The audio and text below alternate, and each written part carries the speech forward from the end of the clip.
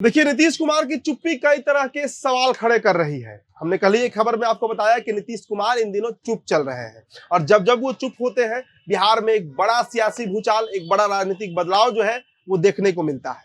इस बार फिर वो चुप हो गए हैं। बीजेपी नेताओं से मिलना पसंद नहीं कर रहे हैं, मिल भी नहीं रहे हैं, दिल्ली की बैठक में भी नहीं पहुंच रहे हैं, चाहे वो बैठक अमित शाह का क्यों ना हो। तो ऐसे में अब सवाल उठता है कि आखिर नीतीश के मन में चल क्या रहा है। लेकिन इस बीच एक बड़ा बयान आया है। राजद के कई बार विधायक रहे हैं, इस बार भी मनेर से विधायक है भाई वीरेंद्र। और भाई वीरेंद्र के बाद सियासी गलियारे में इसकी चर्चा तेज हो गई है कि नीतीश कुमार एक बार फिर पलटी मारने वाले हैं। देखिए, भाई वीरेंद्र ने बयान दिया। उन्होंने साफ कहा कि नीतीश कुमार का मन डोल रहा है और नीतीश कुमार एक बार फिर से इसी साल के अंत तक वापस महागठबंधन में चले आएंगे। अब इसके बाद कई तरह के सवाल खड़े होने लगे कि आखिर भाई वीरेंद्र इस तरह की बात क्यों कर रहे हैं। देखिए, नीतीश कुमार इन दिनों जिस तरीके की खबर आ रही है, ना मीडिया में उस तरह का बयान दे रहे हैं और ना कोई बड़ी बैठक में सम्मिलित हो रहे हैं। अपने पार्टी के गतिविधियों में जोर शोर से लगे हुए हैं, बिहार पर काम कर रहे हैं, अपनी पार्टी पर काम कर रहे हैं और विधानसभा चुनाव को लेकर काफी सक्रिय है।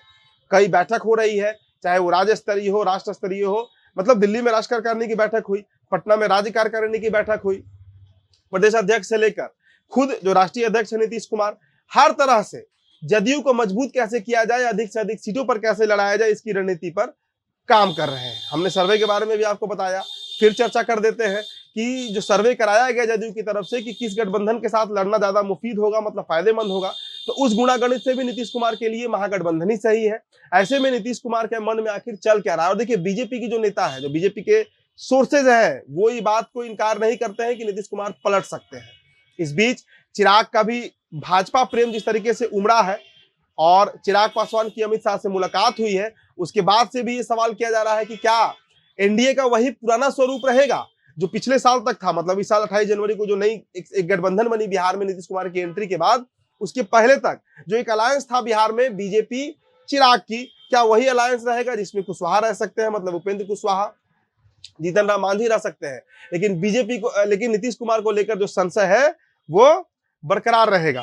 तो ऐसी स्थिति में सवाल ये उठता है कि नीतीश कुमार क्या चाह रहे हैं और किस तरीके से चाह रहे हैं, क्योंकि जिस तरीके से जो कार्य प्रणाली नीतीश कुमार का रहा है और उनके इतिहास को भी अगर हम देखें, किसी भी नेता के अगले कदम को समझना हो तो उनके जो उनका बैक स्टेप रहा है, जो पूर्व में उनके द्वारा काम किया गया है। तो 14 में 13 में देखिए बीजेपी के साथ छोड़ दिए थे, 14 में चले गए, फिर आरजेडी के साथ 15 का चुनाव लड़ गए, 17 में फिर वापस बीजेपी के साथ चले आए, फिर 22 में वापस लालू के साथ, मतलब लालू प्रसाद यादव के साथ चले गए और फिर 2024 में इस साल वो आ गए एनडीए गठबंधन में। तो ऐसे में नीतीश कुमार के लिए पलटी मारना कोई बड़ा बात नहीं है, क्योंकि जिस तरीके से कई मामलों पर नीतीश कुमार बीजेपी से सहमत नहीं होते हैं, चाहे वो क्रीमी लेयर का मामला हो, यूपीएससी में लैटरल एंट्री की बात थी, सुप्रीम कोर्ट का आरक्षण वाला मामला हो, हालांकि उस पर तो बीजेपी भी तैयार नहीं थी, वक्फ बोर्ड का मामला हो जिसका जदयू पार्टी के अंदर ही कई तरह का विरोध देखने को मिला।